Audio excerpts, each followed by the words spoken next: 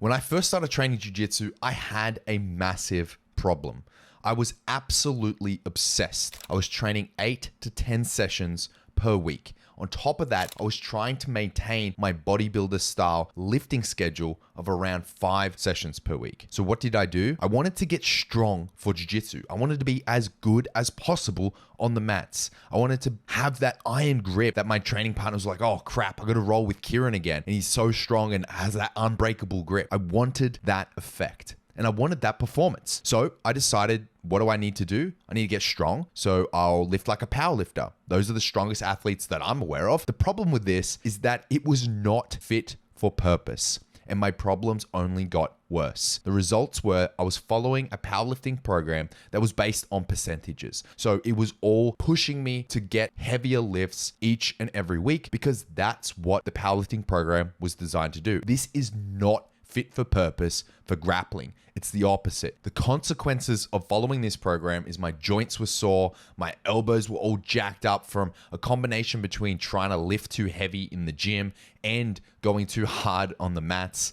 My lower back was really tight. I couldn't squat properly. I definitely couldn't bench press properly. All of my lifts plummeted. I couldn't lift anywhere near as heavy as I was before I just started training jiu-jitsu. And this is after me swapping to a strength-based program with the intention of getting strong. Nothing was working. And my performance on the mats started to suffer. Now, performance is a subjective term because I was a white belt. It's not like I was winning worlds or, subbing black belts or doing anything crazy. But I couldn't perform mentally. I couldn't focus on what my instructor was trying to teach me. I couldn't focus and learn from my roles. So I was showing up, going through the motions, but because I was sore, fatigued, tired, I wasn't able to get out of the training what I need to perform and get better. And before you jump in the comments, yes, I was still working full time. I was actually in the Navy. I was working 40 hours a week in the Navy and another 20 to 30 hours on top of that running my own online coaching business. And I was still trying to maintain my 5 lifting sessions per week and 8 to 10 jiu-jitsu sessions. Something had to break and it had to be my training protocols before it was my body.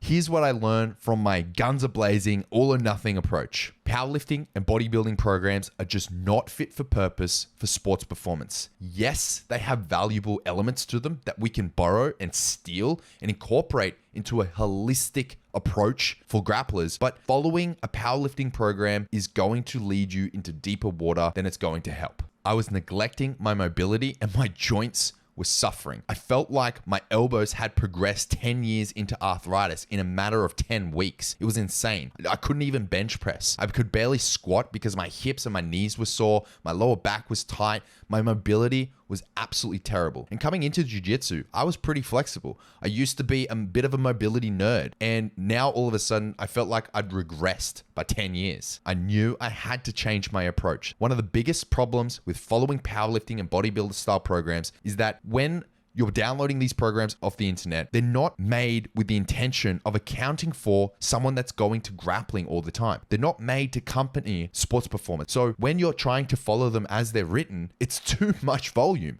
If you're already doing a full training schedule, or in my case, probably a bit too much grappling, if I'm being honest, they're conflicting with each other. They're not talking to each other, if you will. So you need to ensure that your lifting program takes into account your total volume of your grappling, and it can adjust accordingly with protocols and tools like auto-regulation. Auto-regulation is a concept that I talk about a lot, but here's a quick synopsis. Auto-regulation is a term that's used to describe tools we can implement into our training that change your intensity or your volume of your workout to reflect your recovery levels. So for example, if I've had a very tough week of training, maybe I've done 10 sessions in a week. If my training program, my lifting schedule has auto-regulation included, it will scale back my training to account for that increased volume. Therefore, we're not burning the candle at both ends. We're not going too hard in the paint during your lifting sessions, and you're still going to get the physical adaptations that you're after, but you're still going to recover. That is auto-regulation. Now, there's many ways of tracking auto-regulation. I recently did a deep dive into this topic when I spoke about fatigue management, but I like using subjective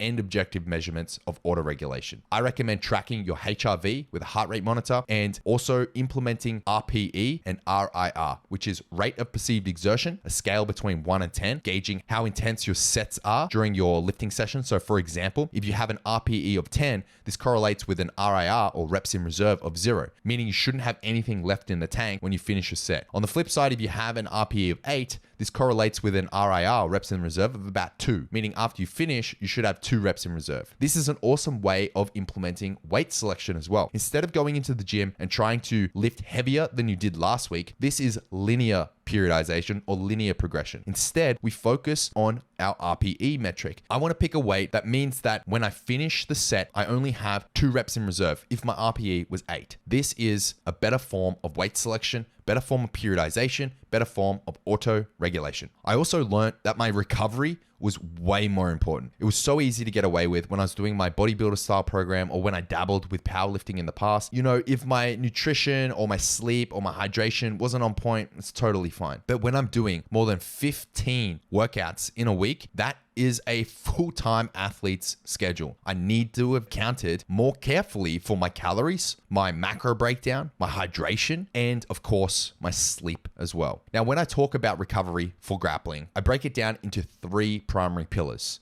The first is sleep, the second is nutrition, and the third is training intensity. Now, I've already spoken about training intensity. I was absolutely completely way off the mark. My nutrition was a bit low on calories. I'd drastically, almost overnight, increased my training volume, but I hadn't increased my calories. The problem with this is I wasn't fueling my body with sufficient fuel to perform the work. So what I did is I increased my calories, I increased my carbohydrate intake especially, and bumped it up to around 50% of my total caloric intake, and I made sure that I was getting adequate protein. It's not like I wasn't aware of my nutrition beforehand. I have a bodybuilding background. I'm no stranger to dieting or nutrition. I was a nutrition coach. I was a ISSN sports nutrition specialist. So it's not like I was a newbie, but even I made the mistake of under eating when I'd increased my training volume so much. And the final thing is I tried to band-aid my recovery. I tried to just implement cold showers and ice baths at my local recovery center, jumped in the sauna every once in a while and thought, yep, sweet, mission accomplished.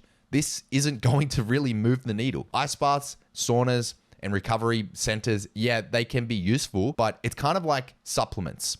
If your diet is shit, you're not going to move the needle. If you're stuffing your face with a Big Mac, but you're also taking creatine, the point is that just doing ice baths or saunas or whatever other hack you heard about on Joe Rogan is not going to be your be-all end-all recovery protocols. If you're doing everything else right, then yeah, they can be fantastic to add on top. All right, so enough about my woes. What did I actually do about it?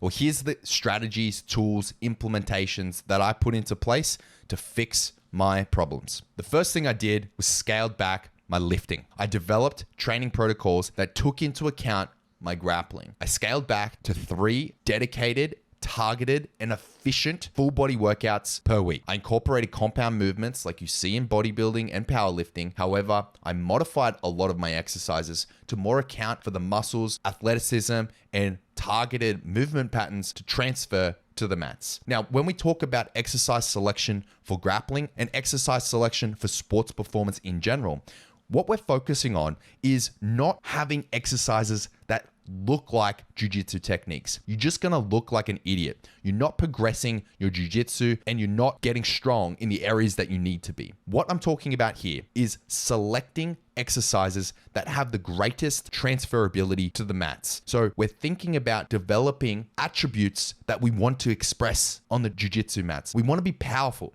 We wanna be strong. We want to have an iron unbreakable grip. We want to have grip endurance. We want to have cardio to be able to last our 6-minute rounds. We want to have the conditioning to be able to perform in a competition and not gas out and embarrass ourselves because we're too tired to defend an armbar, for example. True story. You're not going to be able to figure this out overnight And if I give you a list of exercises to follow, it doesn't necessarily mean that you're going to be able to put it together in a comprehensive program, because there's a lot of periodization, autoregulation, all these concepts that I've thrown at you. It's a lot of information to take in. So I've done it all for you. You can download a free 2-day per week training program. It's a full body training split, full 12 weeks. All you need to do is put your email address in so I can send you a link to the download. That's it. Link is in the description. Or alternatively, if you want some of my premium paid programs, you can check out BJJ Strong Online or do my program quiz. We'll take you through exactly which program I think is best for you. Again, it's completely free, no sign up required. Go to bjjstrongonline.com or check the link in the description for the quiz. The next thing I did is I wanted to address my mobility issues. Specifically, my hips and my elbows were completely jacked up. My hips were really tight. That was putting pressure on my lower back because I was overcompensating, and my elbows were so sore, I like barely even bicep curl. And this was, a lot of different factors, and it was neglecting these areas of mobility.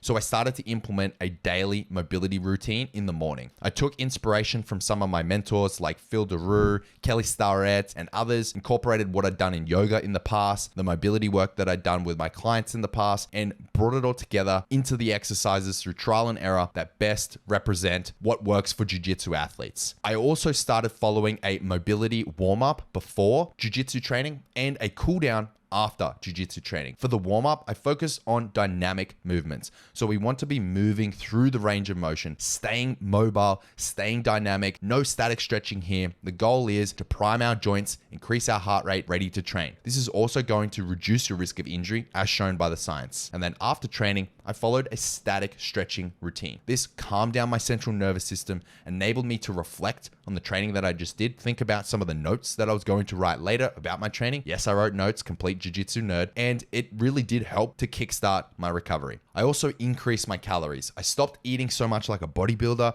where I was thinking about counting all my macros and making sure I'm in a calorie deficit to keep my body composition on point. I started eating like an athlete, and I was focusing on replenishing my carbs between sessions. Because I was doing 2 sessions per day, no more intermittent fasting for me. I was eating throughout the day, making sure that I'm refueling my body, ready to go for my double sessions. I also stopped going 110% every single roll. Now, because I was so obsessed with jiu-jitsu, you need to understand that I was training 8 to 10 sessions per week. I was taking notes on my classes. I was watching YouTube videos and studying instructionals on the side.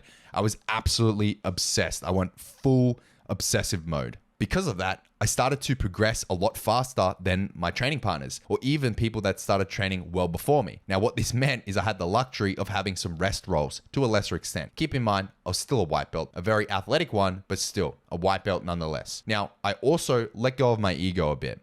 Particularly during white belt, when I was trying to compete so regularly, I had this ego issue where I would let submissions go to the bitter end every time because I didn't want to get subbed by someone that I thought that shouldn't be subbing me, even though I was still a brand new white belt. Complete delusion, I know. But because of this, yes, it resulted in a couple of preventable niggles and injuries here and there, but it also had wear and tear on my body. I let go of that. Yes, I'm still training hard, but I wasn't trying to win worlds every single roll. Next thing I did was incorporate core, grip, carry, and rotation. These were the critical areas that I personally had issues with, and I'd spent nearly a decade at this point doing almost exclusively bodybuilder and powerlifter style training. So if I had neglected these areas, then chances are that these are common areas neglected in this style of training. That's the logic there. And they are also very prevalent in jiu-jitsu. Think about jiu-jitsu. It's so dynamic. Oftentimes you're rotating through your core. You're explosively moving and bridging and turning at oblique angles. I've met so many people that are big, strong, jacked, follow bodybuilder style programs. They come into jiu-jitsu. They try and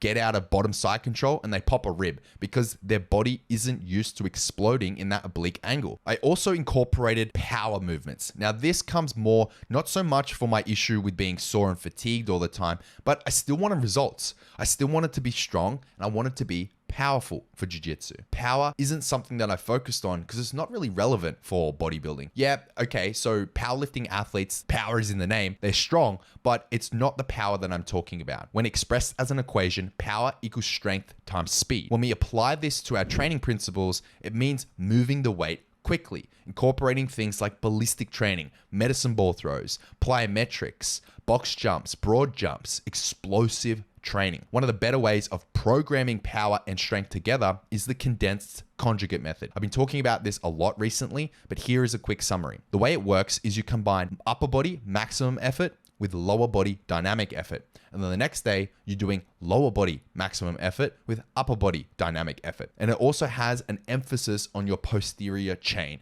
every session. So focusing on power as well as strength that incorporates autoregulation and all the other topics, tools, and hacks that I've mentioned, it made a world of difference.